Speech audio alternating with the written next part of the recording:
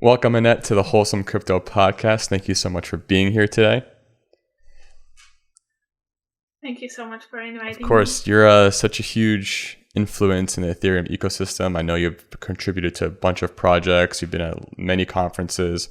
You're kind of educating and helping out the Ethereum industry as much as you possibly can. You have a lot of work showing that. And for me, it's so fascinating to learn, how did you get to this point? So I really want to learn, what were you doing before you even heard about crypto, before you even heard about Bitcoin? Where was Anett and what was she doing? So Anett, before joining crypto, was in school. And then I had sort of after school, I had crazy year of me wanting to do everything that life can give me and get as many experiences as possible. And somehow I ended up in a co-working space where people from this co-working space went to WholesomeCrypto in Prague. Mm-hmm.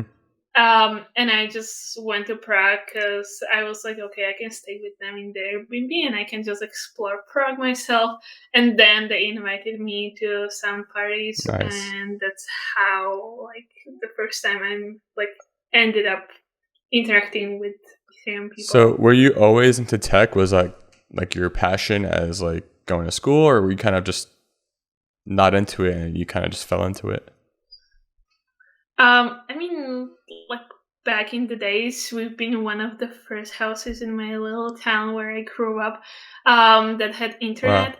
Wow. So I sort of was kind of close all the time to computers, but not really interacted with them much. But I had experiences with Code Academy when I was 12, and I went through HTML and CSS course.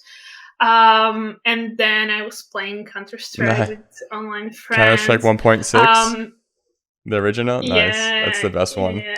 And that's basically how I interacted with tech. And I had friends that have been building online radios, and I tried to set up PHP websites through FileZilla and all that kind of web 2.0 stuff.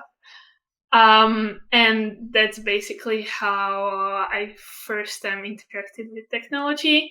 But then I went to art high school and saw that I don't have time for coding. And then it sort of developed after hanging out with friends at co-working space, and there have been a bunch of developers. So I started interacting with Code Academy again and tried to learn myself how to code in JavaScript. Try to spin off my little project. Nice. But then I found out that that's not something where I feel most comfortable. So I started doing more of the community stuff. So obviously you appreciate development and programming. It's something you learned, but something was really gravitating you towards the community and being someone to help a community organize, manage. I know you're also part of Ethereum Magicians, which is, again, an awesome forum that helps people learn and educate people on how EIP protocols work and how Ethereum protocols work. So, and then how did you start getting your, you said that you were in a co-working space that had Ethereum community in it. How did you feel once you started hearing what they're saying about Ethereum? Did it all make sense to you? Was this oh yeah, this is obviously the future? Or was it more I have no idea what they're talking about, but I'm intrigued? Firstly, especially the DevCon 4 and the parties, I went there and I thought that that's a bunch of techie nerds. And I'm sure that I interacted with Mariana from Maker back then, and a couple of people that I don't remember their face, to be honest. But I thought that then I'm just learning JavaScript, and then I'm new in this space. And after all this Prague fun stuff, I started learning myself what the Ethereum means. So I went to medium.com, and then I was like reading articles, like anything that was there and was under keywords blockchain, Ethereum.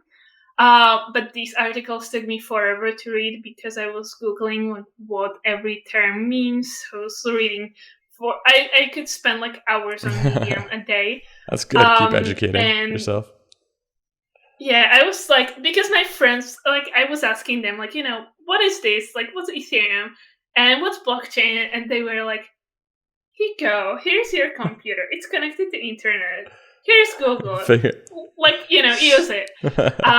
So I learned it myself. And then I was picked as a volunteer for Aragon, and that's where I firstly interacted with the community itself, because I was like volunteering on the event itself, and that's where I met like more of the community, and I was like, yes, this is the community that I want to be a part of.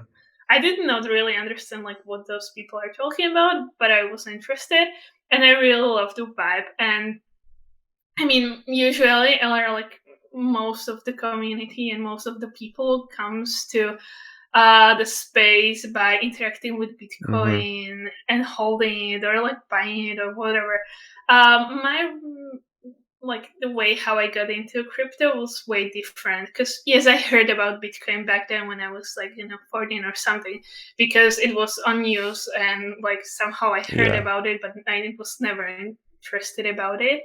But this like Aragon conference really changed my mind, and I was like, oh well, like I really want to be a part of this like wonderful people. And I started to like get myself into the space, reading even more, and try to like get a first job. And then I went to another hackathon, which changed everything, which was the Eat Cape Town hackathon. Like afterwards, I got my first job in crypto. So yeah, that's awesome, because like it sounds like you're just diving yourself into everything Ethereum and just loving the whole space. And you're right, the Ethereum community is awesome. They're so nice. Very much, education first. Learn about the industry, learn about crypto, learn about blockchain, and kind of like the work speaks for itself. Like you're seeing the progress that's happening within that community.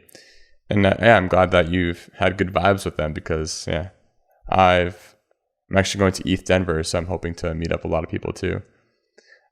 You will meet me as well. Oh, nice. Good. Good. I'm excited now. That's why I love doing this podcast. Sometimes I feel like I meet a lot of people that I'm talking with like in person. So I'm excited for that. So now, you're working. You said you're working on getting your first job in the Ethereum ecospace. What is that first job? The first job, I mean, we need to I think that firstly we need to understand the space in 2019, because right now the ecosystem is way more developed, and there are way more different kind of like groups of people, and sort of like the ecosystem itself is like way bigger than it was before. And right now you have like a huge DeFi bubble, and then you have like a huge NFT bubble. And the NFT bubble is like music NFT, monkeys, and all like big PFPs, and then like bunch of like artists. And then you have the DAO bubble and public goods and token engineering bubble and all that kind of like smaller. But when I entered crypto, it was bear market. A lot of people being just builders that were very like struggling. And I entered crypto as a community person, or like I was willing to be a community person, and the community people were the most underrated people in the whole industry, and we barely got paid back then. Yep. So just to make sure like everything is clear, because right now if you're looking for a community job, everybody is like giving you payroll nearly bigger than to developers. Wow, I didn't know that. That's awesome.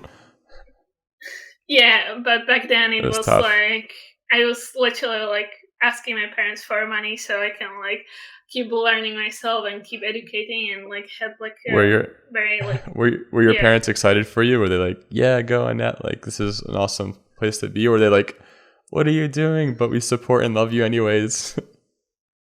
Yeah, I mean my parents were like, yeah, we support you. We don't know what you're doing. We just hope that you're doing a good job. But they were, even like a few months ago, they did not really understand what I'm doing. But as I started traveling more, I was like, Mom, I'm just like tech writer, organizing events, doing a bunch of cool stuff, traveling. And sometimes I send my mom like my reference ID to my flight so she can like track me Uh, where I am and if I landed. yeah, of Because course. like, You usually want to know. Yeah. parents. That's Uh, awesome. yeah. Cool. But we'll also cover a little bit. So now you're like, again working in the crypto community, being community manager. Not really. I mean, like my first job, because we sort of lost each other. So my first job that I got was at Telegraph, which was um like signaling, IP signaling on Ethereum, which was like, okay, my job was basically scrape tweets that were about IPs and add them to database. And then we got like a graph of like who is pro the IP, who is against, and who is like, something in between. But the project did not have funding. Um, and so I was working there for like 2 weeks, didn't get paid, whatever. But then I got introduced to Jamie Pitts from Ethereum Magicians, and he was like, hey girl, like, I see that you are like really trying to get into space, and he like sort of took me under his own Nice. wings, and he helped me, like he was like mentoring me. And then I help out organize councils in Berlin that we had during the Metacultural Conference and Web3 Summit as well in Berlin. And then we did Osaka and a bunch of other events, but that's like where I sort of started. Were you always in love with traveling? Because it sounds like for these conferences, you're going to a lot of different places. And yeah, you're coming here to the States soon. So did you always love traveling, or is that kind of like something you learned to love for Ethereum? I mean, I think that like the way how you are asking a question, you feel like I'm older than I am. But I literally got into crypto after I graduated school, which was, I graduated school basically in like June. Yeah, at the like beginning of June, I graduated school, went to US for 3 months for work and travel experience, and then came back. And then after like 2 months, we had the DevCon 4 in Prague, right? And that's like a few months later, in like January, I like I've been like I came into the rabbit hole. So I'm younger than you think, I think. So yeah, I mean, traveling for me was always something that I liked. And especially now, I don't even have a home base really, so I'm still like traveling around. I'm just waiting. Well, I mean, that's the thing. Like, I think now it's becoming so popular is being a traveling digital nomad. Like that is a career. You're creating your own career, which is a traveling digital nomad. I have like a few friends who do that for a living, and their home base is almost online, which is pretty cool. I think that's awesome. Sometimes like it's not the standard, which is going to your normal job every day, commuting to work. Now it's like this is a new way of a career, online, traveling to different conferences and creating a community around it. And like you said, like you're young and you're inspired to do this. I think it took me a long time to figure out, this is kind of the lifestyle I like to live too, is being able to just be online, speak with my community, have that kind of engagement with the people that are like-minded, and pursue that. I guess I'm like have a few more years experience, but it took me a while to figure that out. So I'm really happy that you're kind of going into it right away, right after school, and learning that immediately, because it's not easy to figure out what you love so soon. I mean, we just should not have like stereotypes in life. We should just live life as it is. And when I'm saying that, I mean it honestly, because right now I'm having life when I was supposed to be at home till like Denver, And then this morning, somebody texted me like, get yourself a flight and come to my place tomorrow. So I have like 9 a.m. flight tomorrow. Oh man. Yeah, because life is cool, life is fun, and we have to live out of backpack. And if our job allows us to just like have computer and internet is basically everywhere, so we can like do cool stuff from anywhere right now. Yeah, it's awesome. And so now that you're like full time with Ethereum Magicians, right? That's your Yeah. But I work with many projects. I mean, because I entered a space and then I was working with magicians for like a year. And then I was thinking that I have like no idea where the space is going. Yeah, no one does. But then I wanted to like try to get hired by one project, but I just got like internship for like 6 months. And then I was like, okay, what now? Because I wasn't sure like as the pandemic hit, like what to do with magicians as the events weren't really a thing and we couldn't like travel anymore and we couldn't like organize physical in-person events and online events sucks. Okay, I know that I'm like honest, I am, but yeah, online events are just terrible. So I wanted to like figure out what to do next. So I was working with a couple of more projects and try to like see like what fits me the best, but I ended up coming back to magicians as that's something that's like which gives me full autonomy and I can be like the most creative there. And I'm also a part of a couple of DAOs which I'm helping out here and there. Nice. And what's your favorite aspect of working in this type of industry? Is it like talking with the community members? Is it creating articles, creating how-to guides, or organizing conferences? What have you found like the most fun in your career? Oh, I'm a very community-related person, although I hate calling myself I'm a community manager. The way how I'm usually describing myself is like technical educator. Okay, some people may not agree with me, but I made a lot of documentation to the space, and I try to like help out with a lot of topics. My last work, which is sort of like my bigger project, was the Nft Standards Wiki, which you can find under Nft Standards.wtf, which is like a huge wiki of all IPs and ERCs related to NFTs. And I'm leading working group, and we made 4 ERCs, 4 new ERCs, which I mentioned in my last article. If somebody wants to like, we'll link to that. So go on my mirror. So that's sort of like my biggest project, or that's like sort of like how I like to define myself. Because community management itself is very hard. Yeah. And I appreciate every single person that is a community manager, because I try to be one, but it was just like too insane for me. And especially in the beginning, I tried to like be a community manager, and I had days when I had like 6 calls a day, and my mind could like blow out. Yeah. So it's a 24/7. I'm trying to. It's a 24/7 industry. It's like always Telegram, Discord calls all the time. Yep.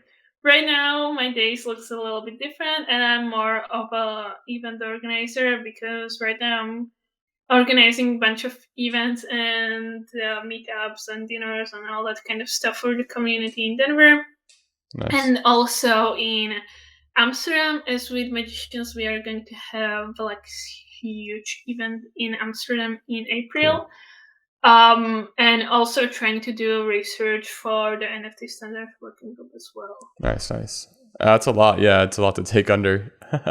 But it's definitely appreciated, because that's like you said, it's like something that no one kind of notices happening. It just, there's an event, let's go.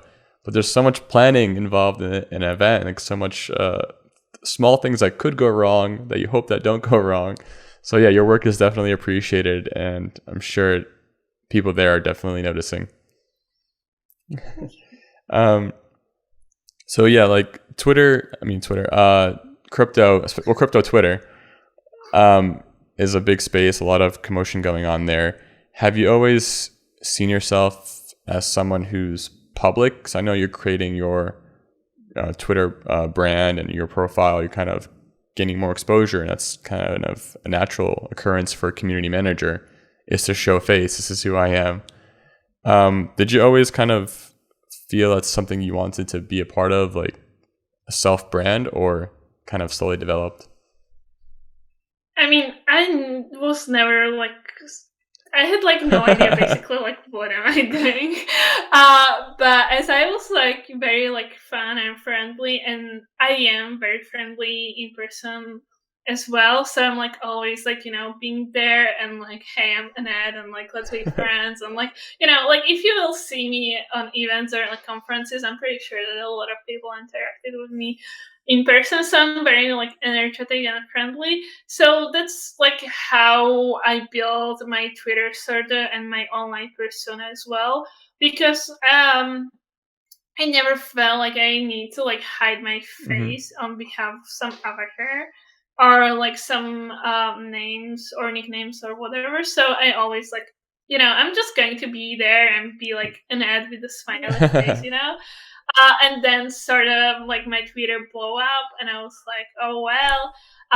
And especially as this space, and I feel the energy on Twitter is like it's getting like way more into anonymous, and like a bunch of like even like toxic traits are happening on Twitter lately. So I did not feel like tweeting a lot of things, because sometimes, especially like I'm getting very sharp and very like strong opinions about things.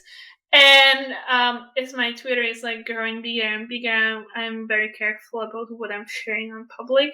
So that's why you can see a lot of tweets from my side, because I don't want to shitpost random dumb shit on my feed, because I feel like a lot of people is taking me very seriously. Yeah. But I love developers, and I always appreciate developers. So I'm trying to help out developers, but it's not like the ideas are not all the time there. But right now I'm working on the 30 days Web3 challenge, which we have on Discord. It's like like Wellsy from Ethereum.org. He basically tweeted that he wants to do some like course or like cohort for Web3 developers, and then he posted their like Airtable, and I was like, sure, let's help. Sure. So right now we are having a month-long full of mentors and projects that are giving workshops and people who are building cool projects, and that's sort of like ongoing thing right now in as of this month. And we'll see like what's next, but I'm very open to any like Web3 initiative and like helping out developers and working around standards and APIs and ERCs and all that kind of stuff.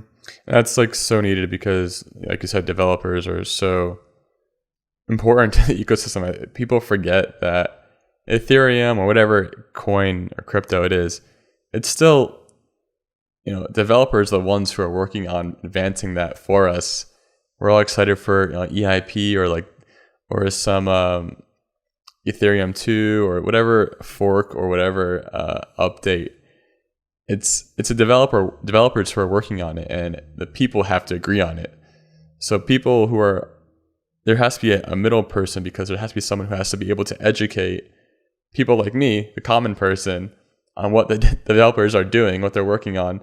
So if I ever have an opportunity to vote, I can, and I know confidently what I want to vote for, because lots of times it's just, people shit posting on Twitter why Ethereum sucks. It's going to be Cardano's Ethereum killer, or Bitcoin's going to overtake Ethereum. It's like there's so much shit posting going on, but no one's giving any actual articulate thought to what they're saying. They're just hoping their bag goes up in price.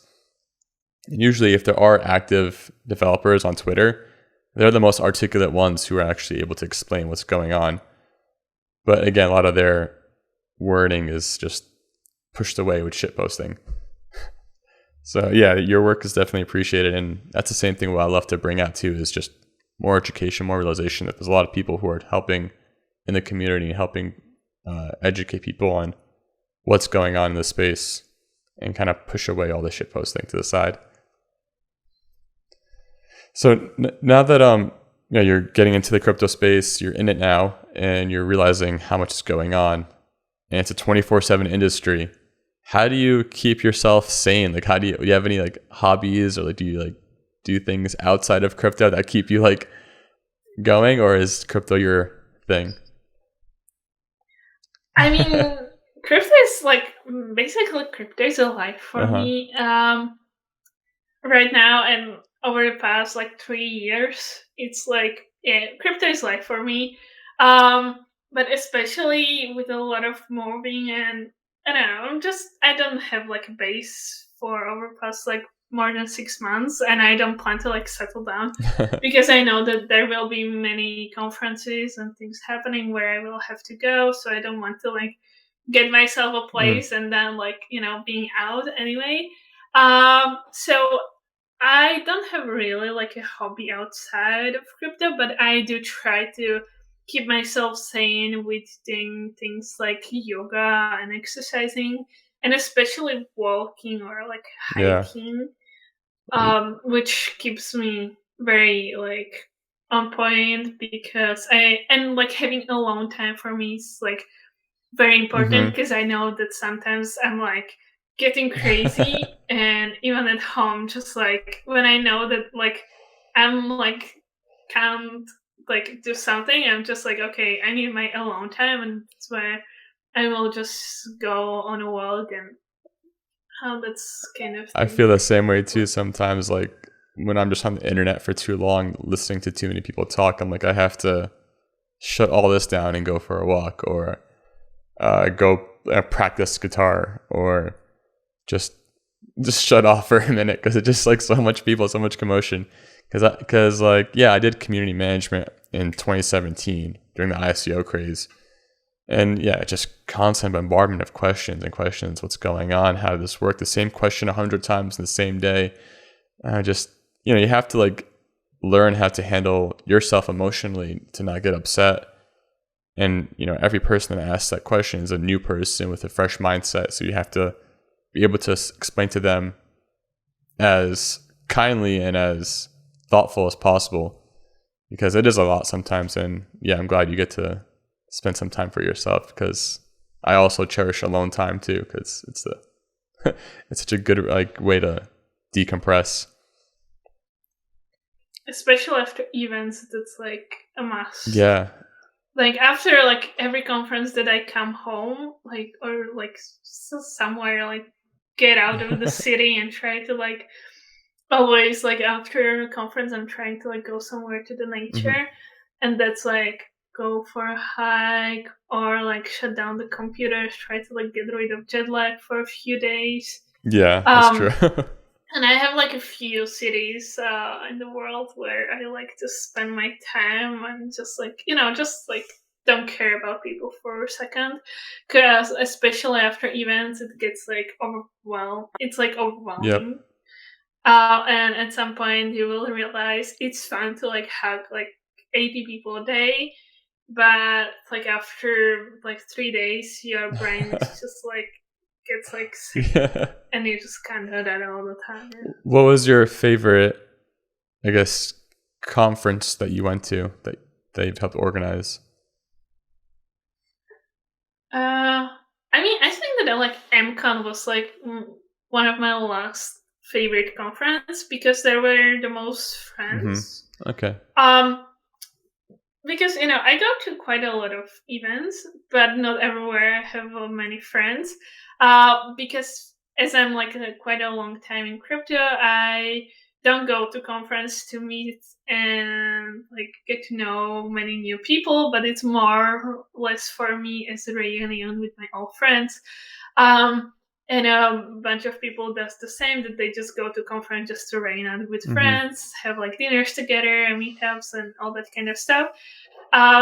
So yeah, MCon for me was like the conference where I met many people, especially after like the pandemic and all that kind of lockdown. I got to know a lot of people online, so it was like nice to just like meet and grade with new people. Nice.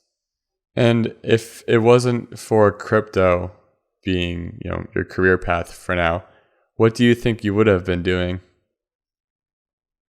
That's a very good question. Especially as I'm the person that honestly, I don't really have friends outside of crypto. And when I was traveling with somebody and we met his friends that were non-crypto, I was like, we are going on a dinner. Okay, I'm bored. What we are going to talk about? And after 2 days, I was like, I'm done with this. Like, I want to talk crypto. Go to dinner with somebody who is in crypto, because I literally I have no idea what to talk about or with non-crypto people, because we went on some boat trip with some friends and we've been in a car and they've been talking about taxes and I'm just like, are you joking me? Like, what the heck is going on? So either I spend time with crypto friends, or a long time. I basically have a long time, or hang out with the girls, or like whatever. It's so crazy, right? How like consuming crypto is. It's just such a diverse industry. You can talk about any industry, but also relate crypto into it, and it's hard almost not to once you see that. Again, see that light of, oh, this has an application here, this has an application here, this has an application there. So it's awesome that, like how you said, like if you're not talking about crypto, it's kind of what's there to talk about. I mean, it's funny. The best part is that with the crypto people, I feel like if I'm talking to crypto people that are like sort of my friends or somebody who I interacted with either online or in person, we 90% we don't talk about crypto, but crypto is like underlayer that we have something in common. We understand how things works, so we can just talk about non-crypto stuff, because usually I don't talk about crypto with my crypto friends, and that's what is sort of usually friends or people go to crypto events to talk about crypto. I go to crypto events to not talk about crypto. Yeah. So that's sort of the mindset that I have, and the reason why you have that base foundation of understanding that we all agree here, so we can talk about something else. That's funny. So being in the crypto space for so long, what is your crypto pet peeve? Something in the crypto industry that's kind of annoys you or you wish could have changed. Oh, people feeling bad. Yeah. What annoys me, that if we go to a party, because there's always some party happening after event, the music is so loud and people yelling at each other. I just don't understand. I go to a party to dance and have fun and drink and I just don't understand when these people go on a party and yell at each other and pitch to each other projects and tokens and NFTs, and I'm just guys, the music is so loud that you won't be able to talk tomorrow, and you're just make sure you buy Dogecoin. Yeah, it's the best. That's sort of annoying. Yeah, I know. It is funny because you're trying to have a good time at the party, then everyone's shilling you their coin, saying, "Hey, buy Doge, buy Shiba. It's gonna be the future, I promise." Or yelling at each other, even. I'm just or somebody, I'm at a party, want to have a good time, and somebody will come to you and try to talk to me, and I'm just the music is so loud. If you want to talk to me, let's go out. But I came to party to dance and whatever, and just that's like my biggest pet peeve. That's so funny. If we are talking about influencers. That's so funny. So now that you're organizing events, working in the ETH space, has there been any like challenges for you, like developing yourself in this community? Has there been like tough growth personally for yourself? I mean, challenges were always there, and there's always some sort of challenge in life, whether it's like personally or like relationship, friendships, or projects or whatever. But a lot of times I had a situation where I'm like, okay, so I'm done with this event, like we organized it, whatever, put a lot of energy into it. Now we are working on recap. What's next? And that's like what's like the hardest sort of like part of my life, because especially as I'm like somebody who is very community related, loves talking to people, loves creating content for people, loves educating people, but I'm always having like a couple of times a year or like a couple of times a month or whatever, a time where I'm just like, I just don't know what to do. And I'm just like, yeah, I want to like do cool stuff. Yeah, like, being creative. But I just like don't know what. So that's sort of like my biggest challenge, or like, you know, or when I'm like building documentation, like how can I scale the documentation? And like how to keep, for example, my tweets rolling so I don't lose engagement on them. When like, you know, like tweets and especially creative work is something which you just can't force yourself into. So that's like what I've been struggling with, and I'm like still trying to like make it work somehow, and I'm trying to like adjust my lifestyle and my decision to like what I do, so I'm like creative and productive, and I won't lose track, and like keeping myself sane in the ecosystem. Yeah, there's a lot of, I guess, yes, someone for in your role, like creativity is key. You have to keep people engaged and excited and always following and wanting to learn more. But yeah, sometimes it's tough. Like I have that same issue too. I trying to keep my engagement in Twitter, trying to keep people excited for the next episode of Wholesome Crypto. But it's a lot. And I think that's also like, you know, your work is speaking for itself too. You have a lot of information out there, a lot of content out there, a lot of good resource for people to read up on. And I think it's more also like, you know, build up.